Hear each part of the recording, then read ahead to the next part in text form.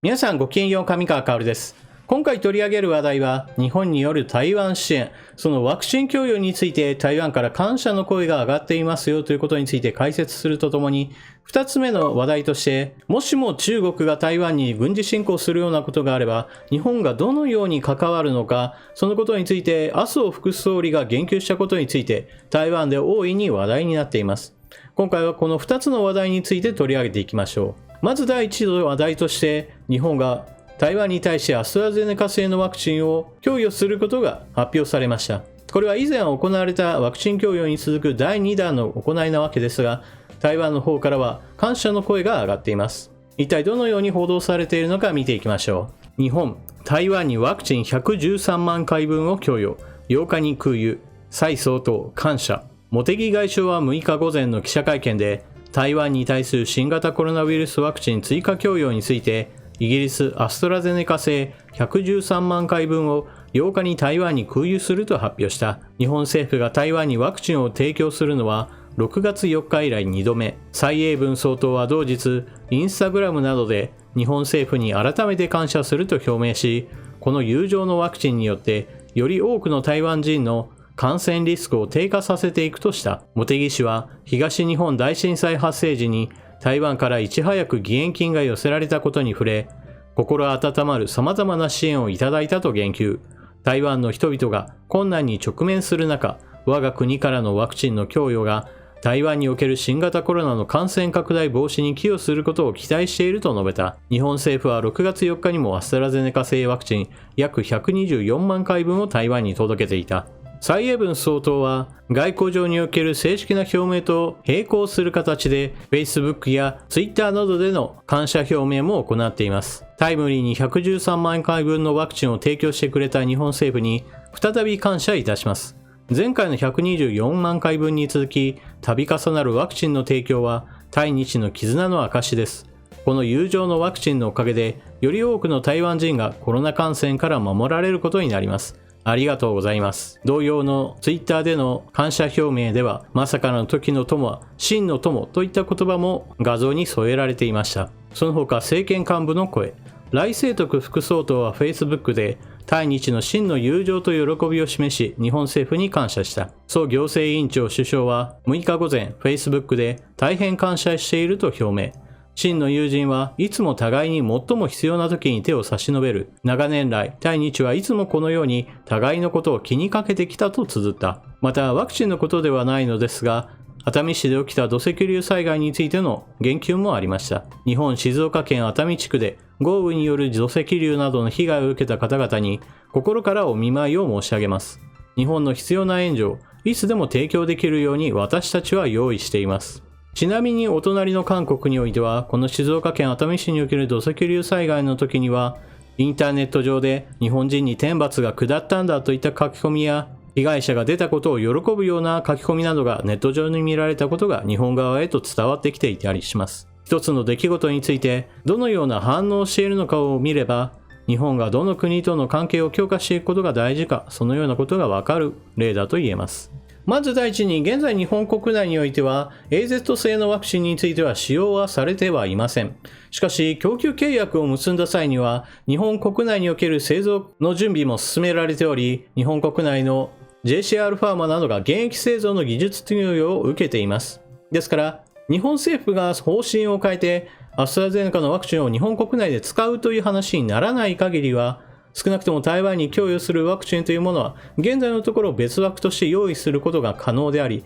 一方台湾においてもアストラゼネカのワクチンについては使用承認が下りていますから、双方にとって無駄にならず、そして多くの人々を救うことができるわけです。そのことがひいては日本と台湾の友好関係を深めることができるのですから、私はこのことについては非常に評価しています。一方で、日本が台湾にアストラゼネカのワクチンを提供するという話になった時に、これに対する批判の声などは中国を中心に上がりました。なぜならば中国は以前から中国製のワクチンを台湾は使うべきだという話を延々としていたからです。一方で台湾政府が欧米製のワクチンを買い付けようとした際には、中国政府が散々妨害したことが蔡英文総統らが主張しています。ですから日本政府からワクチン提供を受けるという時には中国政府はそれこそ猛烈な批判を加えたのです。またその後もアメリカがワクチンを提供したのですが、こちらについても同様の批判を行っています。しかし日本とアメリカがワクチン提供を行ったことにより、国際的な環境としては台湾にとっては非常に良い環境となりました。そのため台湾政府はアストラゼネカとそしてモデルナとの供給契約にこぎつけました。それによって現在ではアストラゼネカとモデルナのワクチンの輸入が始まっています。しかしアストラゼネカのワクチンを使い始める頃にはそれこそ中国からかなり政治工作が行われました。例えば台湾の野党勢力はワクチンがなかなか国内に入ってこない時にはこのような主張を行っていました。それは中国共産党はすでに中国製のワクチンを提供する意思を伝えてきている。現在の蔡英文総統の下ではワクチンが国内に入ってこないのだから、いっそのこと中国製のワクチンを輸入するか、もしくは台湾側から大陸へと旅行し、そこにおいてワクチン接種をしようではないかという呼びかけなども野党勢力が行っていました。彼らにしてみてもそれこそアストラゼネカのワクチンについては悪口を言っていたわけですが、じゃあいざ日本からのワクチン提供が行われ、またアストラゼネカと正式な契約にこぎつけた後、一体彼らがどうしていたか、そのことについて台湾でも大きな話題になっていました。彼らは中国にワクチン接種旅行をしようと呼びかけていたわけですが、実際に彼らがどうしていたかといえばアストラゼネカのワクチンを国内において接種していたのです。しかもここで一つ問題があります。台湾においてワクチンの接種は優先順位として医療関係者、そして高齢者の方が順番的には早かったです。これは日本においても同じことなのですが、感染症の対策に当たっている人、そして実際にリスクが高い人に対してワクチン接種を進めるというのは非常に合理的な判断だからです。しかし、台湾における野党勢力が一体どのようにしてワクチン接種を受けたかといえば、その優先順位を全く無視する形、横入りしてワクチン接種を受けていたことが分かったのです。医療従事者でもないし、高齢者でもない、そのような政界関係者らがワクチン接種を受けていたということが明るみに出て、台湾国内においても彼らがいかに中国側の意見を反映してワクチン接種旅行に中国大陸に渡ろうなどと話していたことが明るみに出たわけです。今後においてはアストラゼネカとモデルナとの正式契約が行われましたので、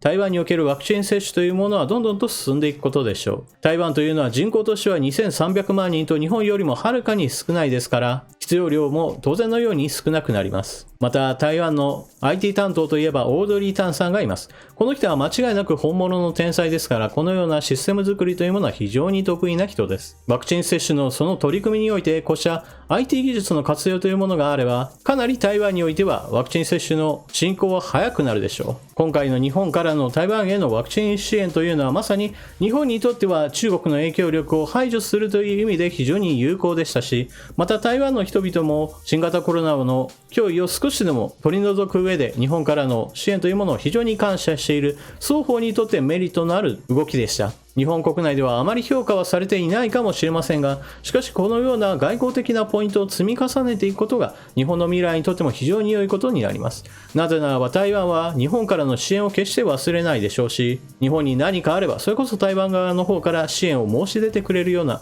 そのような実績が過去にもあったからです。さてワクチンについてはこのぐらいにして次の話題に移りましょう。今度も台湾関連の話です。現在台湾はそれこそ中国の圧力を強烈に受けているわけですが、将来的には中国共産党が台湾に侵攻するのではないか、そのような懸念もあります。そうしたことを見据えて日本の麻生副総理が台湾有事について言及しました。このことが日本国内においては小さくしか報じられないわけですが、一方当事者である台湾においては日本の副総理がこのような発言をしたぞとかなり話題になっているようです。その発言がどのようなもので、そのことが一体何を意味しているのか解説を行っていきましょう。まずは記事をどうぞ。麻生副総理、台湾有事なら日米で防衛、外交部歓迎。麻生太郎副総理が5日の講演で、中国が台湾に侵攻した場合の対応について、アメリカとともに台湾を防衛するべきだとの考えを示したのに対し、台湾の外務省の王光安報道官は6日、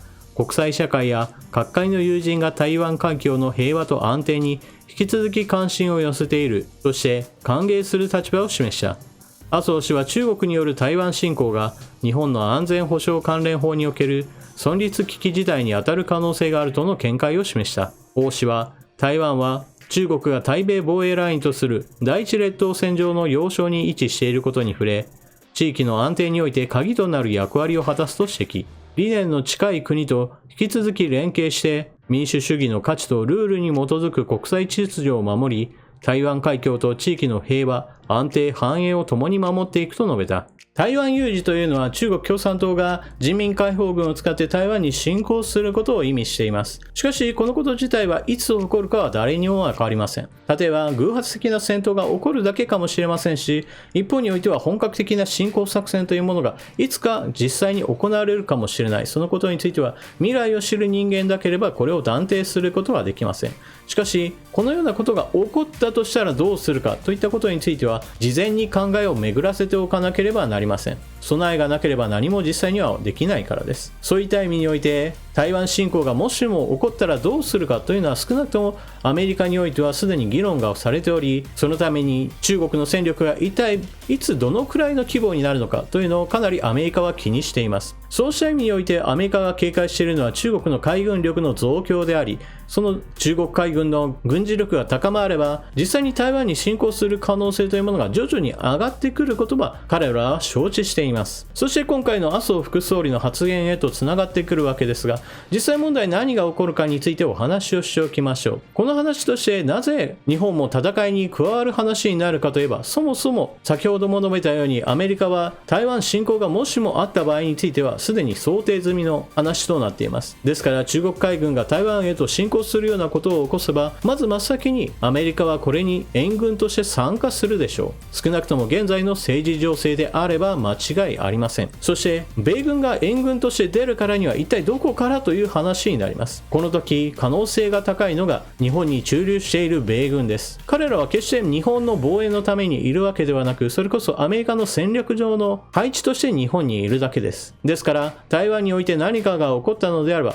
在日米軍も当然のように参加するわけです。直近の基地としては沖縄の米軍がこれに対応することは明らかであり、そのことを中国側に立ってみれば、日本の沖縄県からアメリカの戦闘機が上がってくるのを見れば、日本が自動参戦したと見ても間違いないわけです。このようにどのようなことが起こるかということを考えれば、日本がどのようにすべきかという話も同時に考えなければなりません。沖縄の米軍基地から戦闘機が飛び立って台湾の上空で戦うとなれば、そのことを日本は拒否するでしょうか。いやいや台湾有事が起こっても在日米軍は一切戦闘に加わるなという話になれば、それこそ日米同盟についても破綻をする可能性があり、このようなことは政治上において非常に困難だと私は思います。ですからそのような話にならないように、基本的には日本も台湾を守るために自動的な参戦することになるのではないかと思います。ですから日本がどうするのかということを主体的に考えるよりは、どちらかというと日米同盟という一つの守らなければならない関係性がある以上、台湾有事というのはまさに日本にとっては望むと望むまいと関係なく関わることになることがほぼ決定済みの話だと私は考えています。そしてもう一つの面としては、そもそも台湾侵攻などという話が実現するようなことがあれば、それは当然のように彼らにしてみれば、じゃあ次どこなのということになった時に、彼らの目指す先というのは台湾の次は尖閣諸島ではなく、その次というのはすでに沖縄本島になります。中国側の理論というのはそうした意味においては過去の歴史から口実を持ってくるものです。例えば琉球王国というのは中国に貢ぎ物を持ってきた我らの属国だという話を引き出してくるでしょう。そのために沖縄においてそれこそ独立運動などを仕掛ける政治工作なども活発化するはずです。麻生大臣の発言というのはそのようにして未来に何が起こるのかというのを想定した上で、それを逆に考えていった時にそろそろこのような発言をしておかなければならないなという、ある意味未来に対する伏線を張っている行動なわけです。今回の動画は台湾に対するワクチン提供の話からスタートしたわけですが、台湾との関係というのはそれこそ日本の未来にとっても非常に重要なことであることは間違いありません。そして中国に対して日本がどう立ち向かっていくのか、そのことを考えたときに台湾との関係を強化し、台湾国内における親中派をいかにして退けていくか、そのために台湾との関係強化を図っていくことも重要です。また将来にわたって非常に長い期間この戦いというものは水面下で行われるものですから、日本国内における対スパイ法の制定や情報機関の充実など日本の課題もまた同時に多いものです。あなたは今回の話を聞いてどのようなことを考えたでしょうか。ぜひともコメントしていってください。それでは動画を最後までご視聴いただきありがとうございました。チャンネル登録していない方はぜひともチャンネル登録を、そして動画を見終わったら評価ボタンのクリックもよろしくお願いします。それでは次の動画でまたお目にかかりましょう。またね。